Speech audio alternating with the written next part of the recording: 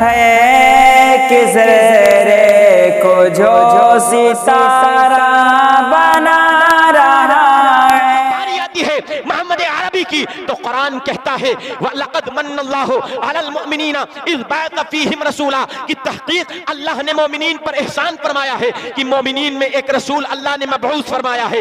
यानी अल्लाह ने ये एहसान जतला दिया, ए बंदो मैंने तुम पर आंख देकर के एहसान नहीं किया, मैंने तुम पर हाथ देकर के एहसान नहीं जतलाया, मैंने तुम्हें पैर देकर के एहसान नहीं जतलाया, मगर वो नेमत सबसे बड़ी नेमत जिसे मोहम्मद अरबी की सूरत में अल्लाह ने अता फरमाया तो अल्लाह ने फरमाया ए बंदो मैंने तुम पर एहसान किया है कि अपना पैगंबर रहमतुल लिल आलमीन तुम्हारे दरमियान भेज दिया है। तो आप इस दुरूद पाक से अपनी ज़बान को सजाएं। हज़रात, ये 12वीं शरीफ का महीना चल रहा है। अल्लाह कुरान में इरशाद फरमाता है अलम तरा इलल लज़ीना बद्दलू निअमतल्लाहि कुफ्रा। ए महबूब, क्या तुमने उन लोगों को न देखा कि जिन्होंने अल्लाह की नेमत की नाशुक्री की, अल्लाह की नेमत के साथ कुफ्र किया। सवाल पैदा हुआ कि आखिर अल्लाह ने इस आयत करीमा में अपनी नेमत किसको फरमाया और किन लोगों का तस्करा किया गया जिन्होंने अल्लाह की नेमत की नाशुक्री की है। तो जवाब मिला बुखारी शरीफ की हदीस से।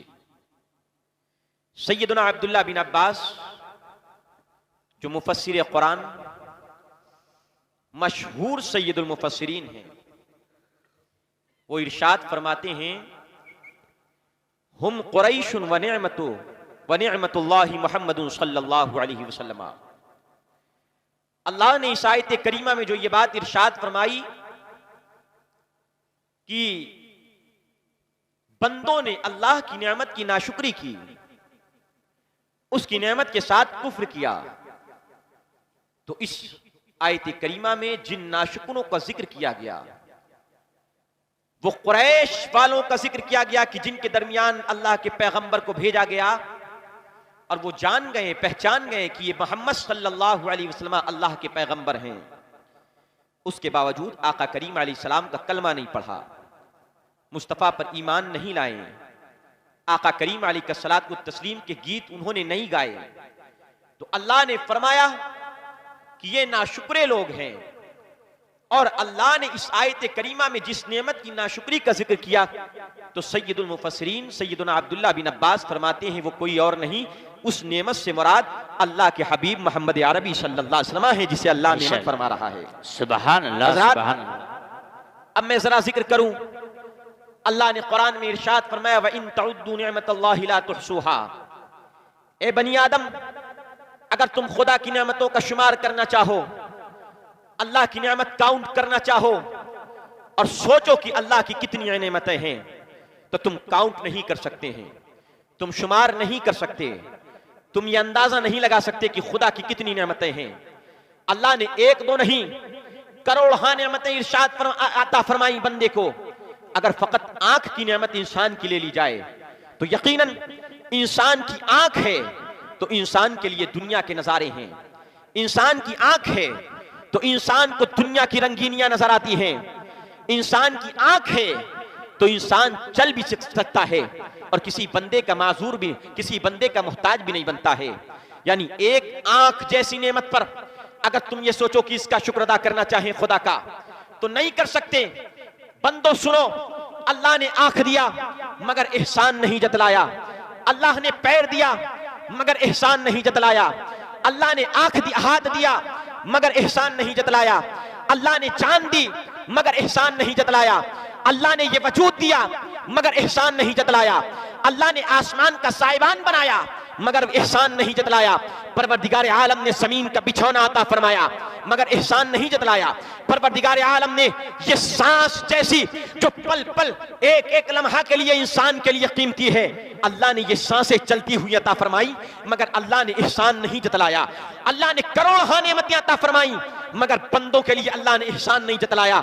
मगर जब बारी आती है उस नेमत उज़मा की, जब बारी आती है उस सबसे बड़ी नेमत की, जब बारी आती है आमना के लाल की, जब बारी आती है सरवरे सरवरा की, जब बारी आती है खातमे पैगंबरा की, जब बारी आती है अहमद मुज्तबा की, जब बारी आती है मोहम्मद अरबी की, तो कुरान कहता है वलक़द मन्नल्लाहु अलल मुमिनीना इज़ बअथ फ़ीहिम रसूला, कि तहक़ीक़ अल्लाह ने मोमिनीन पर एहसान फरमाया है कि मोमिनीन में एक रसूल अल्लाह ने मबऊस फरमाया है। यानी अल्लाह ने ये एहसान जतला दिया, ए बंदो मैंने तुम पर आंख देकर के एहसान नहीं किया, मैंने तुम पर हाथ देकर के एहसान नहीं जतलाया, मैंने तुम पर पैर देकर के एहसान नहीं जतलाया, मगर वो नेमत सबसे बड़ी नेमत जिसे मोहम्मद अरबी की सूरत में अल्लाह ने अता फरमाया, तो अल्लाह ने फरमाया ए बंदो मैंने तुम पर एहसान किया है कि अपना पैगंबर रहमतुल लिल आलमीन तुम्हारे दरमियान भेज दिया है। तो ए सुन्नियों मैं तुमसे पूछना चाहता हूँ, अब जब 12वीं शरीफ का महीना आए तो क्या सुन्नी अपने उस नबी का चर्चा न करे? क्या सुन्नी घर घर उस नबी का चरागा न करे? क्या सुन्नी गली गली उस नबी के नाम के तस्करों की खुशबू न बिखेरे? क्या सुन्नी हर जा उस नबी के नाम की माला न जपे कि कायनात की जितनी भी नेमतें मिली है कसम खुदा की सारी नेमतें मोहम्मद अरबी के कदमों का सदक़े में मिली। सुभान अल्लाह, सुभान अल्लाह। नारे तकबीर, नारे रिसालत, जश्न ईद मीलादुन नबी, मसलके आला हज़रत उलमाए अहले सुन्नत, नारे तकबीर, नारे रिसालत। हज़रात अब जरा गौर कीजिए और ज़हनों को करीब कीजिए। हज़रात आपके पास अल्लाह ने 2 बहारें अता फरमाई हैं। एक बहार का नाम है रबीउल अव्वल, रबी अरबी लफ्ज है और रबी का माना होता है बहार, अव्वल माने पहला, रबीउल अव्वल पहली बहार, रबीउल सानी, रबी माने बहार, जहन में बात रखिएगा, अस्तानी दूसरा, रबीउल सानी दूसरी बहार। अल्लाह ने एक बहार रबीउल अव्वल की अता फरमाई, दूसरी बहार रबीउल सानी की अता फरमाई। अब जरा आप गौर कीजिए, मौसम 4 तरह के होते हैं।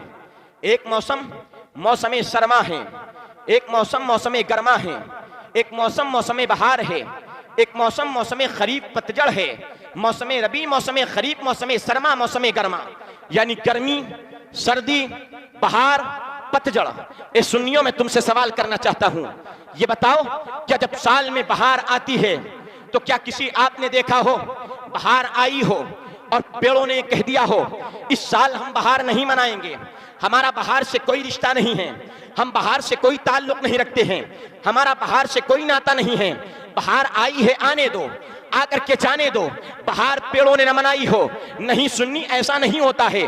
जब साल में बहार का मौसम आता है तो कलियां मुस्कुरा उठती हैं, गुलाब खिल उठते हैं, बेले और गेंदे मुस्कुरा उठते हैं, आप देखेंगे खेत लहलहा उठते हैं, हर जानिब हर दरख्त के पत्ते मुस्कुरा करके खिल उठते हैं, हर पत्तों में हरियाली छा जाती है। मतलब यह है कि जब जब बहार आती है तो पेड़ अपनी बहार मनाता है। पेड़ अपनी बहार मनाने से नहीं रुकता है, ना पेड़ को कोई बहार मनाने से रोक सकता है। मालूम हुआ जब जब बहार आई तो दरख्तों ने अपनी बहार मनाई। हमने कहा सुनो सुन्नी आशिकों, एक है उन दरख्तों की बहार और एक है सुन्नी खुशबख्तों की बहार। तब दरख्तों की बहार आई तो सुन्नियों दरख्तों ने बहार मनाई, और जब माह रबीउल अव्वल की सूरत में हम सुन्नी खुशबख्तों की बहार आई तो जश्न आमद मुस्तफा में हम सुन्नी गुलामों ने अपने मुस्तफा की बहार मनाई। सुभान अल्लाह, सुभान अल्लाह, माशाअल्लाह, मुस्तफा की बहार मनाई है।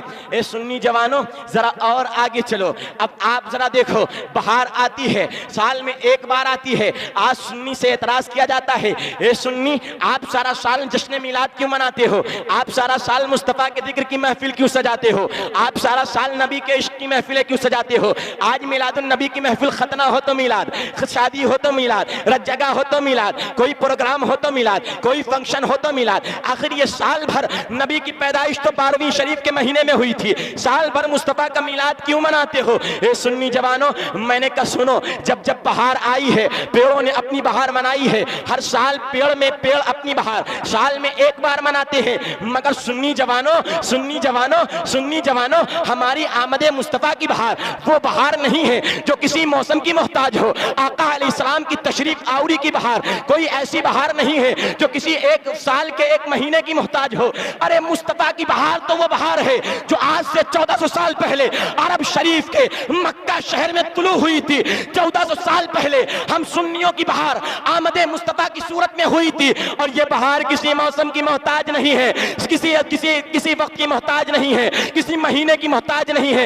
ये 1400 साल पहले तुलू हुई थी और सुबह क़यामत तक के ये बहार बाकी रहेगी, सुबह क़यामत तक के ये बहार जिंदा रहेगी। इसी बुनियाद पर सुन्नी साल में सिर्फ एक मर्तबा नहीं बल्कि सुन्नी पूरा साल मुस्तफ़ा का मिलाद मना करके बहार, सुभान अल्लाह, माशाअल्लाह माशाअल्लाह, साल मुस्तफ़ा की मिलाद मना करके बहार मनाता है। हजरात अब जरा आप गौर कीजिए, कोई बंदा ऐसा हो, कोई शख्स ऐसा हो जिसने देखा हो किसी पेड़ ने कह दिया हो इस साल बहार आए, हम बहार नहीं मनाते, हम बहार नहीं मनाएंगे, हमारा बहार से क्या रिश्ता, हम बहार को क्यों मनाएं, क्या ताल्लुक मेरा। पेड़ ने दरख्त ने कहा हो। अब किसान के जहन में ख्याल आया हर पेड़ ने अपनी पत्तियां उगाई हैं, हर खेत हरा भरा हो गया इस बहार के मौसम में, मगर आखिर इस पेड़ की क्या क्या क्या ऐसी मजबूरी है कि इस साल ये पेड़ अपनी बहार नहीं मना रहा है। सारे पेड़ हरे हैं मगर ये पेड़ मुरझाया हुआ है। आया बहार का हवाला कमजोर है या ये बहार ये पेड़ को फैज पहुंचा नहीं पा रही है। हमने कहा किसान के जहन में ख्याल आया जरा इसकी जड़ों को तो खोदो, जरा इसकी जड़ों को कुरेदो और जड़ों को खोल करके देखो आखिर इसकी जड़ें जिंदा हैं या मुर्दा हैं। हमने कहा जब किसान ने जड़ों को खोदा तो किसान ने क्या देखा, ये पेड़ मौसम बहार की बहार मनाए कैसे, इस पेड़ की तो जड़ें सारी मुर्दा हो चुकी हैं, ये पेड़ तो मर चुका है, इसको सीने जमीन से फैज मिले तो कैसे मिले, जब इसकी जड़ें जमीन के अंदर पेवस्त ही नहीं है तो इसे बहार का मजा मिले तो कैसे मिले। मैंने कहा जवाब मिल गया। सुन्नी आशिकों, आज हम मुस्तफ़ा की आमद की बहार मनाते हैं, रबीउल अव्वल में जश्न मनाते हैं, और कुछ वो है जो मुस्तफ़ा करीम अलैहिस्सलाम की बहार नहीं मनाते हैं, रबीउल अव्वल का जश्न नहीं मनाते हैं, बिला तशबीह व तमसील। दरअसल मामला ये है हम सुन्नियों की जड़ें मदीने तैयबा से ऐसी जुड़ी हुई हैं, ऐसी मजबूत जड़ें मदीने तैयबा की सरजमीन तक पहुंची हुई है कि मदीना से फैज हम सुन्नियों के सीने में मिलता है। इस बुनियाद पर सुन्नी मुस्तफ़ा की आमद की बहार मनाता है और आखिर वहाबियों को जब मदीना से फैज मिलता नहीं तो सुन्नी मुस्तफ़ा तो वहाबी मुस्तफ़ा की आमद की बहार कैसे मनाए, उसकी तो जड़ें ही कमजोर है। हमने का जवाब मिल गया। सुन्नी सारा साल मिलाद क्यों मनाता है। अब ये कारी आलिम साहब हैं, ये कारी आलिम साहब अपने घर में बैठे हुए थे। मैं आपको बड़ी आसान मिसाल के साथ समझाता हूँ। आखिर सुन्नी सारा साल मुस्तफ़ा का मिलाद क्यों मनाता है, आखिर सुन्नी सारा साल मुस्तफ़ा करीम अलैहिस्सलाम की पैदाइश का जिक्र क्यों करता है। ये कारी आलिम साहब हैं। एक कारी आलिम साहब के घर में एक पेड़ लगा हुआ था। इन्होंने रोजाना सुबह हुई पेड़ में पानी, शाम हुई पेड़ में पानी, अगले दिन फिर सुबह को पानी, शाम को फिर पेड़ में पानी, और ये पेड़ के नीचे बैठ करके रोजाना कभी कोरमा खाते हैं, कभी बिरयानी खाते हैं, कभी कबाब खाते हैं, कभी शीर कोरमा खाते हैं, कभी रोटी दाल सब्जियां खाते हैं। तो आखिरकार एक दिन पेड़ ने कारी आलिम से कहा, एक कारी आलिम साहब आखिर ये कैसा इंसाफ है, आप तो कभी कोरमा खाएं, आप कभी दाल खाएं, आप कभी सब्जी खाएं, आप कभी कबाब खाएं, और रोजाना इस फकीर को इस पेड़ को पानी पिलाते हैं। सुबह हुई पानी, शाम हुई पानी। तो कारी आलिम साहब को बात समझ में आई, हाँ बात तो सही कह रहा है पेड़, आखिर क्यों ना इसकी ग़िज़ा को बदल दिया जाए। अगले दिन कारी आलिम साहब ने क्या किया, कारी आलिम साहब ने सुबह को डालडा डाल दिया, शाम को घी डाल दिया, अगले दिन सरसों का तेल डाल दिया, फिर गरी का तेल डाल दिया, फिर पत्तिल का तेल डाल दिया, रोजाना बदल बदल के ग़िज़ा देते रहे। एक दिन क्या हुआ, वो पेड़ जब पानी पा रहा था तो पेड़ हरा भरा था, वो पेड़ मुस्कुरा रहा था, उस पेड़ की पत्तियां जड़ों से मजबूत पेड़ों से लगी हुई थी, झड़ नहीं रही थी। मगर जब इन्होंने ग़िज़ा बदली है, तेल पानी की जगह तेल घी डालडा देना शुरू किया है, तो पेड़ मुरझा गया, पेड़ ग़िज़ा का मंजर पेश करने लगा, पेड़ के पत्ते झड़ने लगे। मैंने कहा सवाल किया, ए कारी आलिम साहब आपने आखिर ग़िज़ा तो बदली मगर पेड़ हरा भरा नहीं हुआ, क्यों। जवाब आया, सुनो सुनो, पेड़ में हरियाली इस बुनियाद पर नहीं आई कि पेड़ की ग़िज़ा जो पानी थी, पानी, आपने उसकी ग़िज़ा बदल करके ग़िज़ा को दूसरा देना शुरू कर दिया है। हमने कहा बिला तशबीह हो तमसील, मियाँ सुन लो, सुन्नी की ग़िज़ा इश्क़ मुस्तफ़ा है, सुन्नी की ग़िज़ा ज़िक्र मुस्तफ़ा है, सुन्नी की ग़िज़ा महफ़िल मिलाद मुस्तफ़ा है। जब तक के मुस्तफ़ा का मिलाद होता रहेगा, दुनिया में सुन्नी हरा भरा हमेशा रहेगा। सुभान अल्लाह, सुभान अल्लाह। नारे तकबीर, नारे रिसालत, उलमाए अहले सुन्नत, नारे तकबीर, माशाअल्लाह, जिंदाबाद जिंदाबाद। हजरात, आपने जरा सा चिरागा किया, जरा सी लाइटें लगाई, जरा से कुमकुमे लगाए, सवाल करने वालों ने सवाल कर दिया कि ये लाइट क्यों, ये कुमकुमे क्यों, ये पिंडाल क्यों? क्या नबी के जमाने में सहाबा ने इतना बड़ा पिंडाल लगाया? क्या कुमकुमे लगे? हमने कहा अकल के अंधे, क्या नबी के जमाने में ये कुमकुमे तेरा बाप बेचता था? क्या नबी के जमाने में ये शामियाना तेरा दादा लगाता था? उस जमाने में इन चीजों का वजूद ही नहीं था, तो इनको लगाने का सवाल कैसा? हाँ, मिलाद की महफिल मुस्तफ़ा के ज़माने में ज़रूर हुई, मगर ये शामियाना, ये डेकोरेशन नहीं हुआ। अच्छा खालिद रज़ा, फिर भी कोई हदीस से मिसाल दीजिए जिससे आपका ये जश्न चरागा हदीस से साबित हो जाए। मैंने कहा सुन, हदीस से मिसाल ले ले। इमाम अहमद ने अपनी मुस्नद, अपनी किताब मुस्नद अहमद बिन हम्बल में आज से 1200 साल पहले रिवायत नकल फरमाई। इमाम बैहक़ी ने अपनी किताब दलाइलुन नबुव्वा में और शुअबुल ईमान में इस हदीस पाक को नकल फरमाया। इमाम तबरानी ने अपनी किताब मुअज्जम कबीर में नकल फरमाया। और सीरत की हर किताब, सीरत शामिया हो, सीरत हलबिया हो, तबक़ात इब्न साद हो, इमाम इब्न कसीर की अलबिदाया व निहाया हो, या इसके अलावा तमाम देवबंदी आलिमों की किताबें या वहाबी आलिमों की किताबें जो सीरत की ज़बान पे लिखी गई हैं, सीरत के मौजू पे लिखी गई हैं, हर किताब को उठाओ, हर किताब में ये हदीस मिलेगी, हर किताब में रिवायत मिलेगी। हवाला नोट करने वालों नोट करो। इमाम इब्न कसीर ने अपनी किताब अलबिदाया व निहाया में नकल फरमाया कि अम्मा आमिना फरमाती हैं, जब प्यारे आका अलैहिस्सलाम की विलादत हुई, मुस्तफ़ा जब दुनिया में तशरीफ़ लाए, मेरा नबी मेरा पैगम्बर जब दुनिया में वजूद पजीर हुआ, तो आका करीम अलैहिस्सलाम की माँ कहती हैं, खरजा मिन्हुन नूर अबा मिन्हा क़ुसूरुश शाम व अज़ा मिन्हा क़ुसूरुश शाम औ कमा क़ालत आमिना रज़ियल्लाहु तआला अन्हा।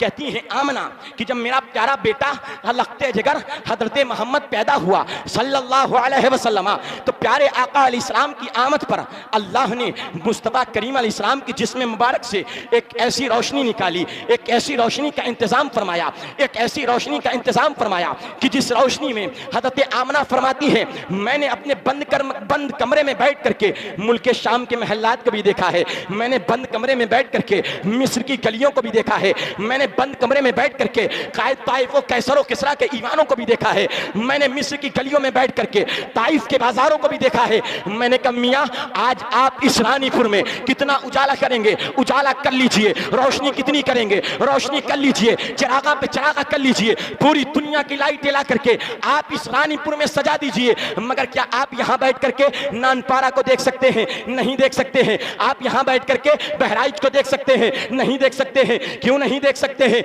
इस वजह से कि नानपारा और बहराइच के दरमियान इतनी दीवारें हैं, उन दीवारों को फाड़ करके ये रोशनी नहीं निकल सकती है। मगर सुनो सुनो, जब मुस्तफ़ा की आमद होती है तो अल्लाह ने नबी की आमद पे ऐसी रोशनी का इंतजाम फरमाया है कि आमना बंद कमरे में है, मक्का की गलियों में है, अपने मकान में है, आमना बैठती घर में है, मगर देख रही मुल्क शाम को है। आमना घर में बैठ करके ताइफ के बाजार को देख रही है, आमना घर में बैठ करके कैसर व किसरा के ईवान को देख रही है। हमने कहा जवाब मिल गया। सुन्नियों, मिजाज खुदा देना चाहता है कि मैंने अपने महबूब की पैदाइश पर ऐसी रोशनी का इंतजाम कर दिया है जिससे सुन्नियों के जश्न चरागा का सबूत मिल गया है, ताकि कल कोई सुन्नी जब मुस्तफा के मिलाद की खुशी में ये लाइट लगाए, ये कुमकुमे लगाए, तो ये बिदात नहीं बल्कि अल्लाह रब्बुल इज्जत की सुन्नत इलाहिया हो जाए। सुभान अल्लाह, सुभान अल्लाह, माशाअल्लाह माशाअल्लाह, जिंदाबाद जिंदाबाद। हज़रात, ये सुन्नत इलाहिया बन जाए। अब जरा आप देखिए, ये कुमकुमे आपने जरा जरा से लगाए, हाँ जब महबूब की आमद हुई, जब अल्लाह के महबूब अलैहिस्सलाम तशरीफ लाए, तो आका अलैहिस्सलाम के दीवानों महबूब की आमद पर अल्लाह ने भी कुमकुमों का इंतजाम फरमाया था। मगर आपकी तरह ये छोटे छोटे कुमकुमे नहीं, अल्लाह ने अपनी शायाने कुदरत कुमकुमों का इंतजाम फरमाया था। कैसे कुमकुमे? अल्लाह अल्लाह हज़रत उस्मान बिन अबिल आस की माँ हैं, और तारीख और सीरत की किताबों में ये वाक़या भी मिलता है। सैयदना उस्मान बिन अबिल आस की माँ हज़रत फातिमा उम्मुल खैर कहती हैं, क्या कहती हैं? हज़रत फातिमा कहती हैं जब मुस्तफ़ा करीम अलैहिस्सलाम की विलादत का वक्त करीब आया, मैं आमना के घर के करीब थी। मैंने क्या देखा? सुबह सादिक का मौका था, आसमान से सितारे ज़मीन से करीब होते गए, और इतना करीब हो गए, इतना करीब हो गए, इतना करीब हो गए, ऐसा लगता था आसमान के सितारे मक्का की गलियों में उतर पड़ेंगे, ऐसा लगता था आसमान के सितारे हमारे सरों पे गिर पड़ेंगे, ऐसा लगता था आसमान के सितारे हज़रत आमना की घर पे आ जाएंगे। मैंने सितारों से पूछा, ए सितारों, हे सितारों, तुम 11वीं को भी आ सकते थे, ए सितारों तुम 13वीं को भी आ सकते थे, मगर सितारों तुम 12वीं को आकर के क्या बताना चाहते हो, क्या पैगाम देना चाहते हो? तो सितारे जवाब देते हैं, सुनो 12वीं को इसलिए आए हैं ताकि कल को कोई सुन्नी जब अपने घरों को कुमकुमों से सजाए तो कुमकुमे सजाने की बुनियाद पर कोई उसे बिदात नाजायज न कहे। अल्लाह ने सितारों को जमीन पर कुमकुमे बना करके उतार दिए हैं ताकि सुन्नी की कुमकुमों की दलील हम सितारों से मिल जाए कि खुदा ने भी सितारों को आसमान से मुस्तफा की पैदाइश की खुशी में जमीन पर कुमकुमे बना के उतार, माशाअल्लाह माशाअल्लाह सुभान अल्लाह, बेशक बना करके उतार दिए थे। हजरात अब जरा आगे चलिए, झंडे आप लगाते हैं, झंडे लगाते हैं, ऐसा लग रहा है समझ ही में नहीं आ रहा है, क्या बुद्धू लोग तो नहीं बैठे? अरे लगाते हैं, बोलिए ना सुभान अल्लाह। ये बात हुई ना, टुक टुक दी दम दम न कशीदम। एक मकाम पर मैं गया तो ऐसा हुआ कि उस मकाम पर पहुंचने के बाद हाशमी मियां के बेटे नूरानी मियां आए थे, तो बसें भर भर के गई नूरानी मियां की तकरीर सुनने, जियारत करने। वापस आए जब लोग, मैंने कहा क्या सुना? नूरानी मियां ने क्या बयान में बताया, क्या सुन करके आए? तो जवाब देते हैं, अरे हजरत क्या बताएं, ऐसी गजब की तकरीर की, सुभान अल्लाह माशाअल्लाह। हमने कहा जैसे कोई खुलासा बताओ, खुलासा कलाम क्या पैगाम दे करके गए? अरे हजरत बहुत नूरानी चेहरा था उनका, जैसे नाम नूरानी वैसे चेहरा नूरानी। हमने कहा ये तो बताइए उन्होंने बयान क्या किया, खुलासा कुछ तो बता दीजिए, कोई एक बात बताइए। कहने लगे अरे हजरत कहाँ वो इतने बड़े आलिम, कहाँ हम लोग जाहिल, वो इतने बड़े आलिम की बात मौलाना लोग सुभान अल्लाह कह रहे थे तो हम भी सुभान अल्लाह कह रहे थे, इतने बड़े आलिम की बात हमको कहाँ समझ में आए? कहीं ऐसा तो ना हो कल को कोई पूछे खालिद रजा नानपारा से आए, क्या बयान करके गए, क्या दे करके गए, तो आप कहें क्या बताएं, वो तो जुब्बा सावा पहन के आए थे, हम तो उन्हीं को देखते रह गए, ना उनकी तकरीर समझ में आई ना बात समझ में आई। तो ऐसा नहीं होना चाहिए। कल को कोई देवबंदी वहाबी आपसे पूछे खालिद रजा ने क्या बयान दिया, तो कहे तो जश्न मिलादे मुस्तफा में जो रसूमात सुन्नी करते हैं कुरान और हदीस से उनका सबूत दे करके गए थे। सुभान अल्लाह सुभान अल्लाह। से उनका आप जरा ये झंडे लगाते हैं, झंडे आपके झंडों पर एतराज करने वाले एतराज करते हैं, ये झंडे क्यों, इतने कपड़े खर्च करने की क्या जरूरत है? अरे भाई इतने कपड़े तो आप गरीब की शादी में भी दे सकते हैं। इतने झंडे लगा करके क्या साबित करना चाहते हैं? ये इतनी लाइटें लगा के आप क्या साबित करना चाहते हैं? इतना खर्चा तो आप किसी गरीब को खाना खिलाने में भी कर सकते थे। हमने कहा तुझे गरीब का दर्द पैदा होता है। हाँ, कब पैदा होता है? साल में एक बार जब आशिक अपनी बहार मुस्तफ़ा की आमद का जश्न मनाता है तभी तुझे गरीब का दर्द पैदा होता है। 1.5 लाख का आईफोन खरीद करके तुझे गरीब का दर्द नहीं पैदा होता है कि 10,000 का मोबाइल खरीद करके काम चला लें और 1,40,000 रुपया किसी गरीब की शादी में दे दें। 10-11 हज़ार की शेरवानी अपनी शादी में पहनते हुए गरीब का दर्द नहीं पैदा होता है कि 1100 का कुर्ता पैजामा सिला करके निकाह तो कुर्ते पैजामे में भी हो जाता है। 9,900 रुपया आप किसी गरीब को दे दें, बच्चों की पढ़ाई में खर्च कर दें, तब तुझे गरीब का खर्च नहीं याद आएगा। अपना घर में संगे मरमर लगाते हुए तब गरीब का ख्याल नहीं आएगा कि खाली फर्श से भी तो काम चल सकता है। नबी तो कच्ची ज़मीन पर सोए थे, मुस्तफ़ा तो महज चारपाई पे सोए थे, तू बेड पे क्यों सोता है? तब गरीब का दर्द नहीं पैदा होता है। हाँ, गरीब का दर्द जब जब सुन्नी आमदे मुस्तफ़ा की ताज़ीम मनाता है तब पैदा होता है। सुन्नी आखिर झंडे क्यों लगाता है? सुन ले, सैयदा आमना फरमाती है, जब मुस्तफ़ा करीम अलैहिस्सलाम की विलादत होती है, आका करीम अलैहिस्सलाम पैदा होते हैं, तो मैंने क्या देखा? रअयतु सलासत अअला मिन मदरूबातिन मंसूबात आलमन बिल मशरिक़ व आलमन बिल मग़रिब व आलमन अला ज़हरिल काबा औ कमा क़ालत आमिना रज़ियल्लाहु तआला अन्हा। कहती हैं क्या, जब मुस्तफ़ा की पैदाइश हुई मैंने तीन झंडे देखे। सैयदना जिब्रील अमीन, फरिश्तों का सरदार रूहुल अमीन, फ़िज़ाए आसमानी को तैरता हुआ जुलूस की शक्ल में ज़मीन पर लाता है। एक झंडा मशरिक़ में लगाता है, नबी के नाम का दूसरा झंडा मग़रिब में लगाता है, नबी के नाम का तीसरा झंडा खाने काबा की छत पे लगाता है। तो आला हज़रत फरमाते हैं, रूहुल अमीन ने गाड़ा काबे की छत पे झंडा, ताज उड़ा फरेरा, सुबह शबे विलादत और फर्श वाले तेरी शौकत का उलू क्या जाने या रसूल अल्लाह, खुसरवा अर्श पे उड़ता है फरेरा तेरा। सुभान अल्लाह, सुभान अल्लाह, माशाअल्लाह, खुसरवा अर्श पे उड़ता है फरेरा तेरा। ए सुन्नी जवान, आखिरकार जिब्रील अमीन आते हैं, तीन झंडे लगाते हैं, मशरिक़ पे लगाते हैं, मग़रिब में लगाते हैं, खाने काबा पे लगाते हैं। मैंने कहा जिब्रील पैगाम देना चाहते हैं, जिब्रील मिजाज देना चाहते हैं, जिब्रील बताना चाहते हैं कि ए लोगों, ये जो झंडे लगाए जा रहे हैं, ये लगा करके बताए जा रहे हैं कि कल को कोई सुन्नी नबी के नाम का झंडा लगाए तो कोई वहाबी बिदात न कहे, बल्कि ये जिब्रील की सुन्नत बन जाए, फरिश्तों की सुन्नत बन जाए। इस बुनियाद पर हमने झंडे लगा दिए हैं। अब सवाल पैदा होता है, ए सुन्नियों, आखिरकार जिब्रील ने मशरिक़ में झंडा क्यों लगाया? जिब्रील ने मग़रिब में झंडा क्यों लगाया? जिब्रील ने खाने काबा की छत पे झंडा क्यों लगाया? अब जरा इसको और आसान तरीके से समझो। मशरिक़ कहते हैं ईस्ट को, मग़रिब कहते हैं वेस्ट को, मशरिक़ कहते हैं पूरब को, मग़रिब कहते हैं पश्चिम को, और खाने काबा कहते हैं सेंट्रल ऑफ अर्थ को, जमीन के दरमियानी मकाम को कहते हैं, जमीन के बीचों बीच हिस्से को कहते हैं। यानी जहां से सूरज निकलता है दुनिया का वो आखिरी कोना है, जहां सूरज डूबता है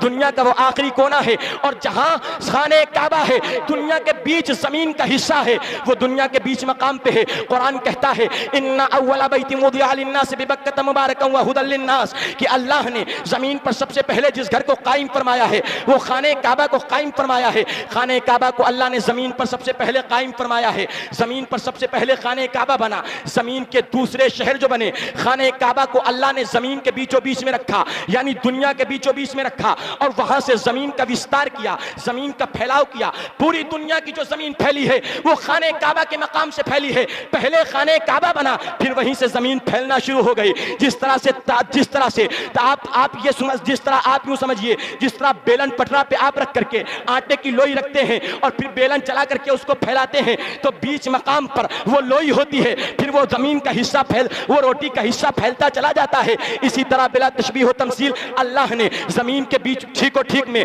खाने काबा को रखा और फिर वहां से जमीन को फैलाना शुरू कर दिया। जब आप सवाल पैदा होता है, ए जिब्राइल, आपने नबी के नाम का झंडा दुनिया के इस कोने पे लगाया, नबी के नाम का झंडा दुनिया के आखिरी कोने पे लगाया, नबी के नाम का झंडा आपने दुनिया के बीच हिस्से में लगाया। ए जिब्राइल, आखिर आपने दुनिया के आखिरी कोनों पे क्यों लगाया नबी के नाम का झंडा?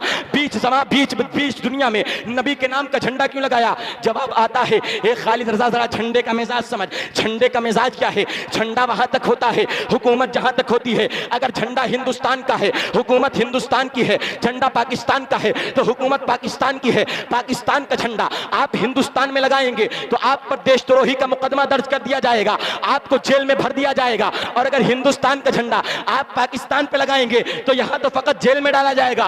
पाकिस्तानी जनाब सीधे बंदूक से बात करते हैं, वो आपको गोलियों से भून देंगे। मतलब क्या है? झंडा वहीं तक, हुकूमत जहां तक, हुकूमत खत्म झंडा खत्म, हुकूमत खत्म झंडे का वकार खत्म, हुकूमत खत्म झंडे का रोबो दबदबा खत्म। हमने कहा सुनो, जिब्रील बताना चाहते हैं, ए खालिद रज़ा, मैंने नबी का नाम का झंडा दुनिया के इस कोने पे लगाया, दुनिया के उस कोनों पे लगाया, ठीक बीच दुनिया पे लगाया, ताकि दुनिया वालों को पैगाम मिल जाए, दुनिया वालों को बता दिया जाए कि ये वो पैगंबर आ रहे हैं, ये वो नबी आ रहे हैं, ये वो आका आ रहे हैं, ये वो दाता आ रहे हैं, जिनकी हुकूमत जमीन के एक खित्ते पर नहीं नहीं, जिनकी हुकूमत जमीन के एक शहर पर नहीं, जिनकी हुकूमत जमीन के एक मुल्क पर नहीं, बल्कि ये पैगंबर आ रहे हैं कि सारी कायनात पे इनकी हुकूमत का सिक्का चलेगा, सारी कायनात पे इनकी हुकूमत का सिक्का चलेगा।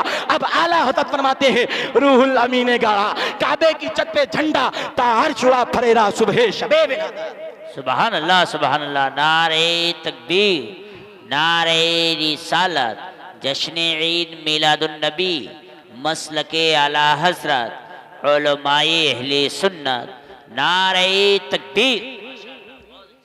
आला हज़रत फरमाते हैं क्या क्या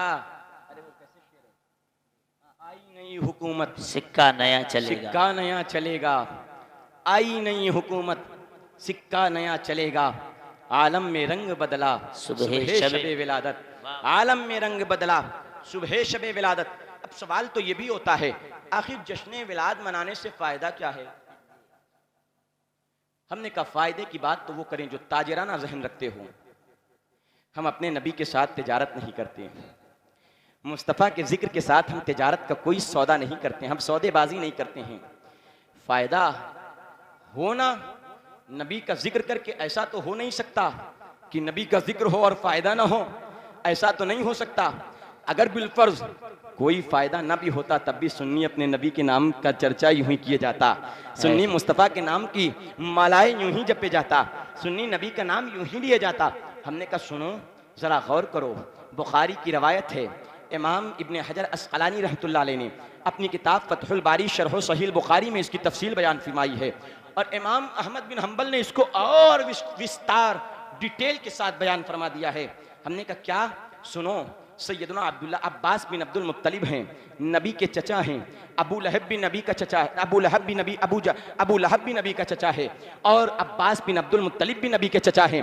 जब अबू लहब मर जाता है तो अब्बास बिन अब्दुल मुत्तलिब ख्वाब देखते हैं, और ख्वाब देखते हैं क्या कि अबू लहब आया है। मैंने पूछा ए अबू लहब तेरा क्या हाल है? तो जवाब क्या देता है, क्या बताऊं, जब से मरा हूं कब्र में बड़ी ठुकाई हो रही है, बड़ी पिटाई हो रही है, फरिश्ते गुर्ज पे गुर्ज मारे जा रहे हैं, नबी का कलमा नहीं पड़ा, फरिश्ते अजाब पे अजाब दिए जा रहे हैं। मगर हाँ जब सोमवार का दिन आता है, जब पीर का दिन आता है, जब पीर का दिन सोमवार का दिन आता है, तो सोमवार का दिन आते ही क्या है कि मैंने अपनी इन दो उंगलियों को जब मुंह में रखता हूं तो मुंह में रखने के बाद मुझे कुछ ठंडक महसूस होती है, अदाब में हल्कापन महसूस होता है, मुझे अदाब से राहत मिल जाती है। तो अब सुनो ज़रा, अबू लहब कहता है पीर का दिन आता है तो मुझे राहत मिलती है। किस तरह? जिस उंगली को अपने मुंह में रखते हैं तो मुझे राहत मिलती है। अब मुफस्सिरीन फरमाते हैं आखिर राहत क्यों मिलती है? वजह यह है कि सुवैबा अबू लहब की एक बांदी थी, एक लौंडी थी। जब मुस्तफ़ा करीम अलैहिस्सलाम की विलादत होती है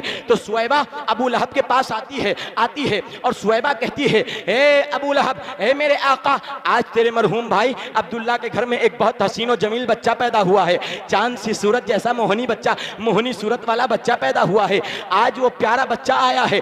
अबू लहब भतीजे की खुशी में अपनी सुवैबा बांदी को आज़ाद कर देता है और कहता है सुन, तूने मोहम्मद के पैदा होने की खुशखबरी दी है, भतीजे के पैदा होने की खुशखबरी दी है, जा मैं तुझे आज़ाद करता हूँ। सुवैबा आज़ाद कर देती है। जब सुवैबा को आज़ाद कर दिया जाता है, मैंने कहा यहीं ज़रा नुक्ता नोट कीजिए हाफिज़ अलीम साहब, ज़रा नुक्ता नोट कीजिए। दुनिया में सबसे पहले नबी की आमद का जिक्र किसने किया? सुवैबा बांदी ने किया। अब देखिए सुवैबा ने जब मुस्तफ़ा की आमद का जिक्र किया, मुस्तफ़ा की आमद की खुशखबरी की, नुक्ते पे गौर कीजिएगा, नबी की आमद का जिक्र करते ही सुवैबा आज़ाद हो जाती है। जो सुवैबा अभी बांदी थी, जो सुवैबा अभी गुलाम थी, जो सुवैबा अभी गुलामी की जंजीरों में जकड़ी हुई थी, जब नबी की आमद की खुशखबरी सुनाती है तो सुवैबा को आज़ाद कर दिया जाता है। मैंने कहा मियाँ यही तो नबी के मिलाद पढ़ने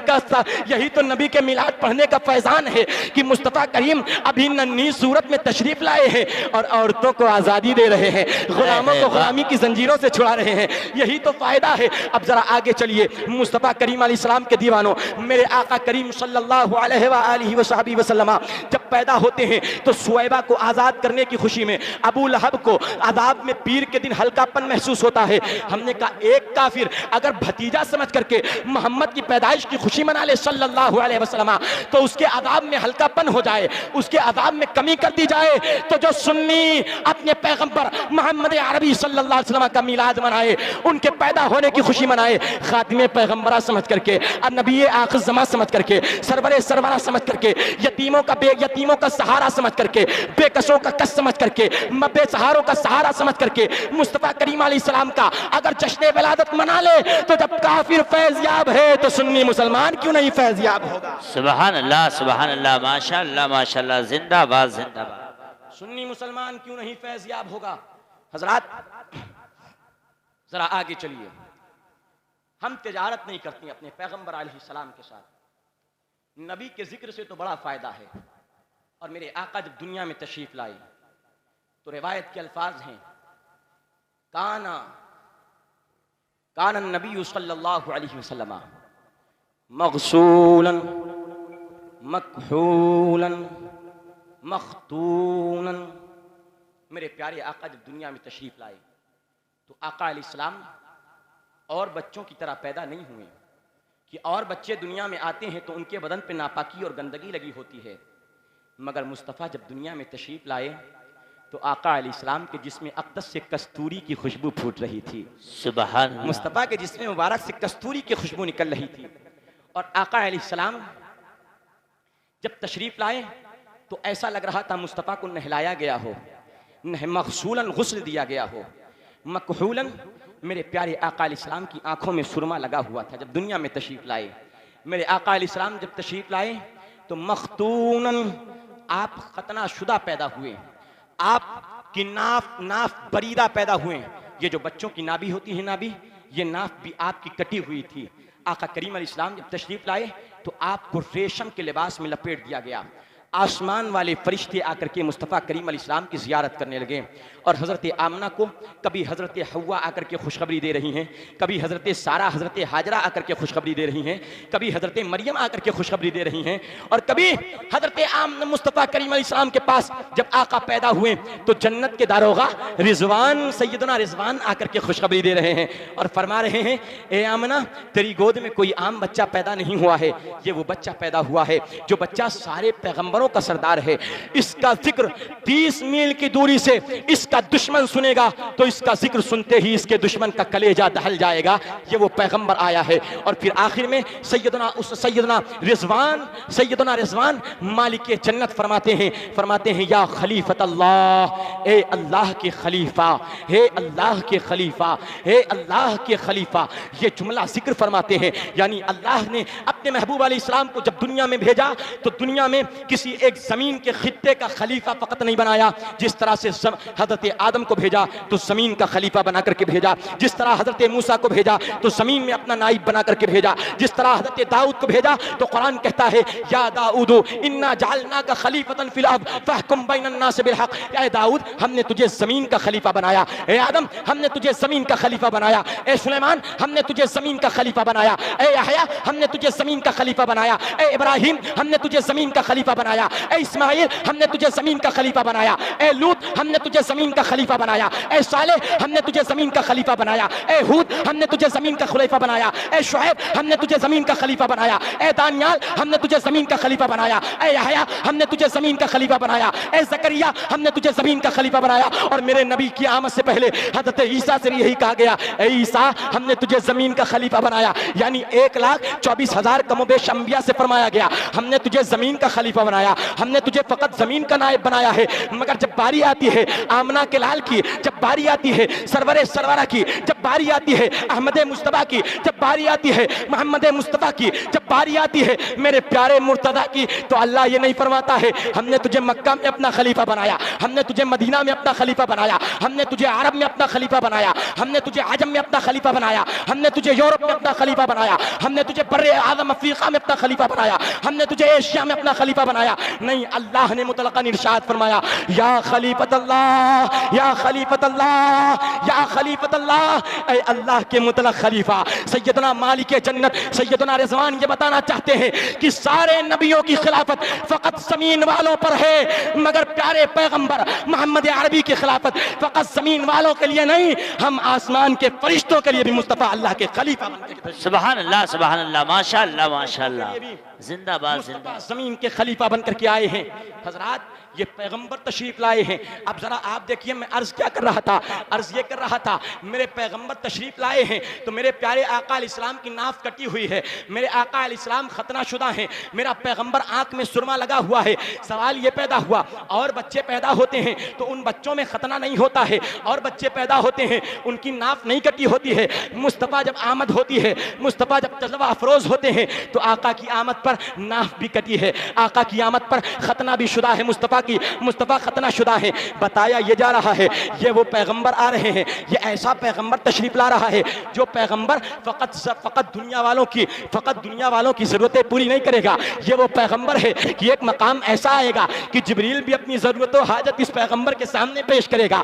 यानी इस पैगंबर को दुनिया में मोहताज इलाह बना करके भेजा गया है, किसी का मोहताज नहीं बनाया गया है। क्योंकि बच्चा जब नाप बरीदा नहीं पैदा होता है, खतना शुदा पैदा नहीं होता है, तो बच्चा खतना करने वाले का मोहताज होता है, बच्चा सुरमा लगाने वाले का मोहताज होता है, बच्चा गुस्ल देने वाले का मोहताज होता है, बच्चा नाफ काटने वाले नावन का मोहताज होता है।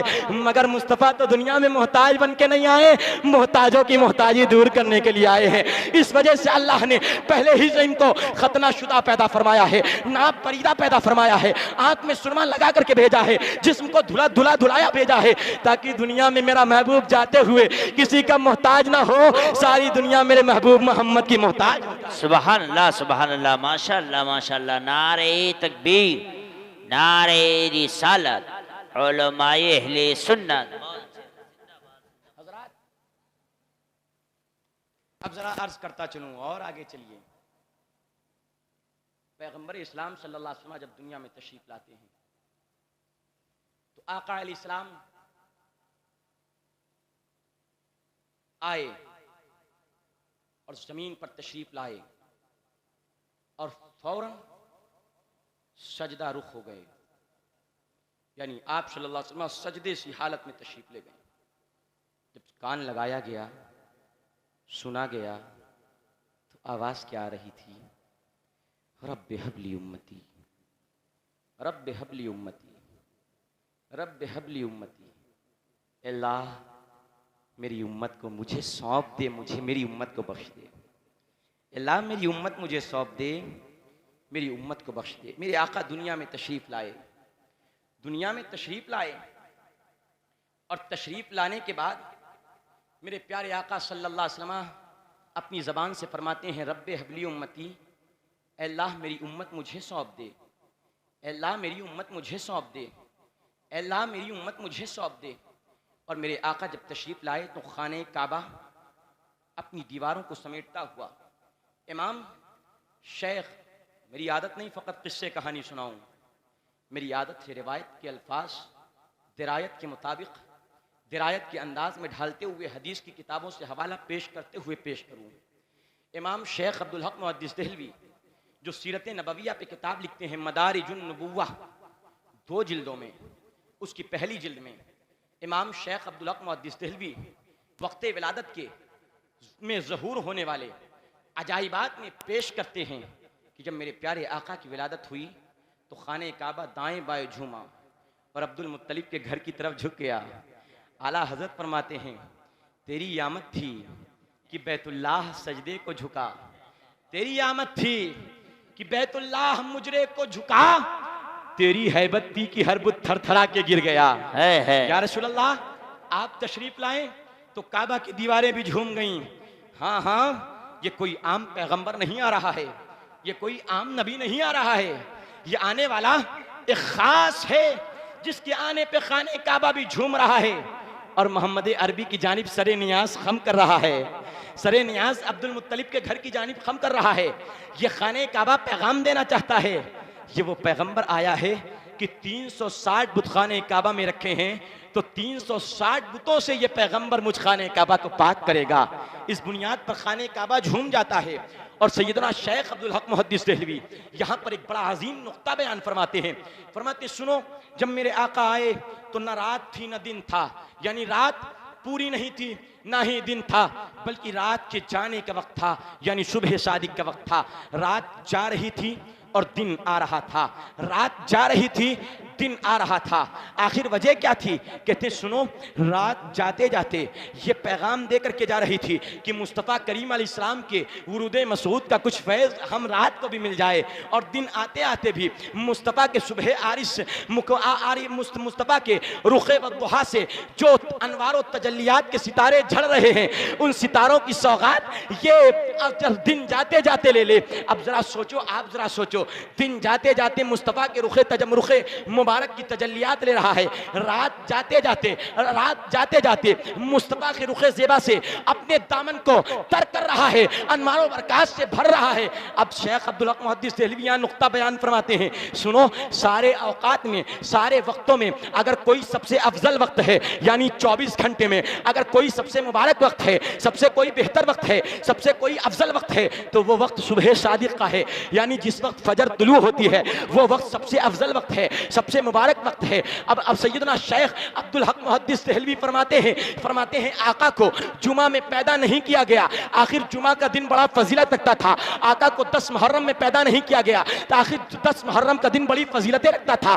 आका को इतवार का दिन पैदा नहीं किया गया, क्योंकि इतवार का दिन पिछले नबी हजरत ईसा की कौम में बड़ा अजीम दिन माना जाता था, शायरुल्लाह से माना जाता था। आका को ऐसे वक्त में पैदा किया गया, ऐसे महीने में पैदा किया गया जो महीना पहले से कोई फजीलत का हामिल नहीं था, जो वक्त पहले से किसी फजीलत का हामिल नहीं था, ताकि कोई ये न कहे कि मोहम्मद अलैहिस्सलाम को ऐसे वक्त में पैदा किया गया है कि इस वक्त और इस महीने की फजीलत मुस्तफ़ा को मिली है। नहीं नहीं, बल्कि दुनिया ये कहे कि जिस वक्त में पैदा हुए हैं मुस्तफ़ा, वो वक्त सारे वक्तों से अफजल हो गया है, वो महीना सारी ईदों से ईद हो गया है, वो वक्त सारे वक्तों में मुबारक व मसऊद हो गया है। और जिस वक्त मेरे प्यारे पैगंबर तशरीफ लाए हैं दुनिया में, वो वक्त शबे कदर से भी अफजल हो गया, शबे बारात से भी अफजल हो गया। सुभान अल्लाह, सुभान अल्लाह, माशा अल्लाह, माशा अल्लाह, जिंदाबाद जिंदाबाद।